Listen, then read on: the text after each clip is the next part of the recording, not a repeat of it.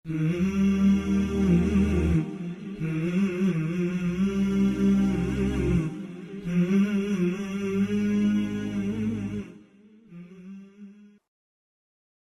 علیکم ورحمۃ اللہ وبرکاتہ۔ معزز ناظرین، اب ہم اس مقام پر پہنچ چکے ہیں جہاں پر پیارے نبی صلی اللہ علیہ وسلم کو اب نبی اور رسول بنایا جانے والا ہے۔ محمد بن عبداللہ سے اب محمد الرسول اللہ بننے والے ہیں صلی اللہ علیہ وسلم۔ نبوت ملنے سے پہلے آپ صلی اللہ علیہ وسلم تنہائی پسند ہو گئے، تنہائی آپ کو محبوب ہو گئی، اور نبوت ملنے سے تقریباً 2 سال پہلے سے ہی آپ مکہ کے اندر موجود ایک غار میں، جسے غار حرا کہا جاتا ہے، آپ وہاں جا کر کے رہنے لگے۔ مکمل رمضان آپ صلی اللہ علیہ وسلم وہاں گزارا کرتے تھے، کھانا لے کر کے جاتے تھے۔ بعض دفعہ حضرت خدیجہ رضی اللہ تعالی عنہ بھی آپ کے ساتھ جایا کرتی تھیں۔ آپ وہاں عبادت میں، ریاضت میں لگے رہتے تھے، جو بھی اس وقت طریقہ تھا اللہ رب العالمین کو یاد کرتے تھے، اور آنے جانے والوں کو، مسافروں کو کھانا وغیرہ کھلا دیا کرتے تھے۔ اگر کوئی مسکین مل گیا آپ صلی اللہ علیہ وسلم اس کی مدد کیا کرتے تھے۔ یہ سلسلہ چلتا رہا، 2 سال اس پر گزر گئے۔ کھانا ختم ہو جاتا، آپ گھر آتے، کھانا لے کر کے چلے جاتے، کبھی حضرت خدیجہ رضی اللہ تعالی عنہ کھانا پہنچا دیا کرتی تھی۔ یہ سلسلہ چلتا رہا یہاں تک کہ اس سلسلے کا 3را سال آیا۔ جب 3را سال شروع ہوا تو اب آپ صلی اللہ علیہ وسلم کو اچھے اچھے خواب آنا شروع ہوئے، جو کہ نبوت کا 46واں حصہ ہے۔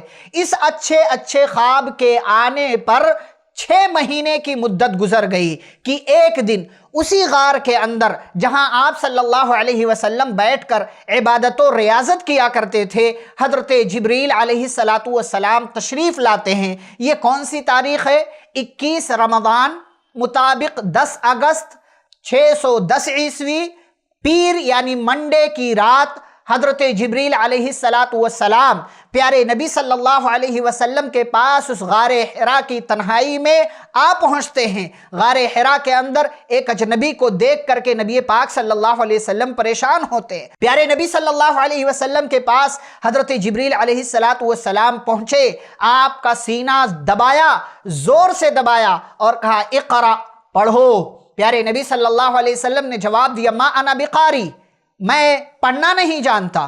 بعض نے ترجمہ کیا مجھے کیا پڑھنا ہے، ما انا بقاری، بعض نے ترجمہ کیا کہ میں تو نہیں پڑھوں گا۔ یہ مختلف ترجمے کیے گئے کہ مجھے پڑھنا نہیں آتا، مجھے کیا پڑھنا ہے، میں تو نہیں پڑھوں گا، اور دوبارہ زور سے دبایا، کہا اقرا، پڑھو۔ پیارے نبی صلی اللہ علیہ وسلم کا وہی جواب تھا۔ تیسری بار سینہ زور سے دبایا اور کہا اقرا بسم ربک الذی خلق، خلق الانسان من علق، اقرا وربک الاکرم الذی علم بالقلم، علم الانسان ما لم يعلم۔ سورۃ العلق کی ابتدائی 5 آیتیں جبریل امین علیہ السلام نے سنائی اور بتائیں، پڑھ کر کے بتایا، اور اس کے بعد چلے گئے۔ پیارے نبی صلی اللہ علیہ وسلم پریشان ہو گئے، پیارے نبی صلی اللہ علیہ وسلم کی پریشانی بڑھ گئی۔ آپ حیران اور پریشان بھاگتے بھاگتے گھر میں آئے اور کہا زملونی زملونی، مجھے چادر اڑا دو، مجھے چادر اڑا دو۔ خدیجہ رضی اللہ تعالی عنہ پریشان ہو گئیں، میرے شوہر کو کیا ہو گیا؟ پیارے نبی صلی اللہ علیہ وسلم نے کہا انی خشیت علی نفسی، مجھے اپنی جان کا ڈر لاحق ہے، مجھے ایسا لگ رہا ہے کہ میں ہلاک ہو جاؤں گا، برباد ہو جاؤں گا۔ حضرت خدیجہ رضی اللہ تعالی عنہ کا کردار یہاں نکھر کر سامنے آیا۔ کلا واللہ لا یخزیک اللہ ابدا، ہرگز نہیں، اللہ کی قسم، اللہ آپ کو کبھی بھی رسوا نہیں کرے گا، برباد نہیں کرے گا۔ انک لتصل الرحم، اس لیے کہ آپ صلہ رحمی کرتے ہیں، آپ مہمانوں کی مہمان نوازی کرتے ہیں، آپ مسکینوں کی دیکھ ریکھ کرتے ہیں، آپ بیواؤں کے کام آتے ہیں، آپ دوسروں کی مدد کیا کرتے ہیں۔ اتنی اعلیٰ صفات آپ کی ہیں، کبھی بھی اللہ آپ کو رسوا نہیں کرے گا۔ اور اس کے بعد پیارے نبی صلی اللہ علیہ وسلم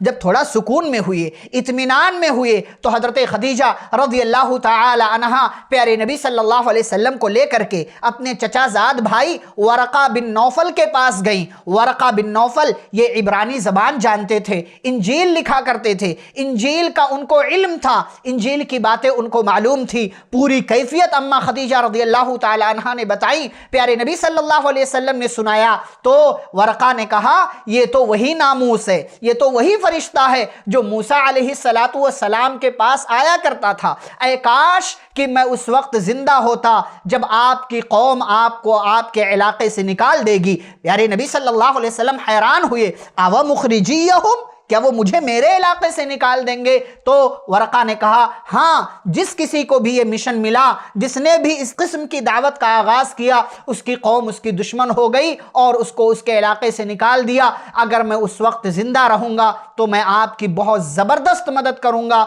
اور اس کے کچھ دنوں کے بعد ورقہ کا انتقال ہو گیا۔ آگے کیا ہوا؟ آپ صلی اللہ علیہ وسلم اس کیفیت سے کیسے نکلے؟ دوبارہ وحی کب آئی؟ آپ کو کیا مشن ملا؟ یہ انشاءاللہ ہم اگلی ملاقات میں دیکھیں گے۔ والسلام علیکم ورحمۃ اللہ وبرکاتہ۔